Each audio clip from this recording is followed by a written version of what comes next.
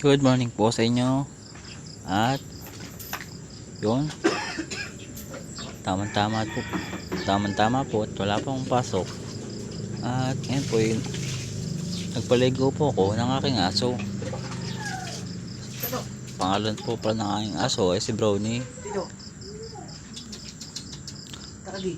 Ako po kasi hilig sa aso, mga hayop. Kumbaga po yung makihayop. Yun nga po, nalagyan ko po siyang shampoo para talaga mabango.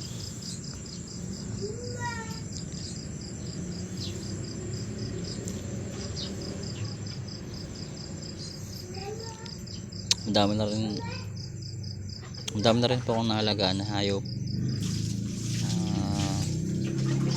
Meron pa nga pong rabbit, meron din po ng daga. Tagal na po yun. At ngayon po, ito po ang aking alaga, si Brownie.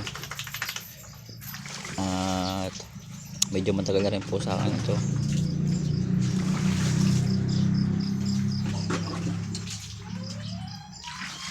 Sana'y natulungan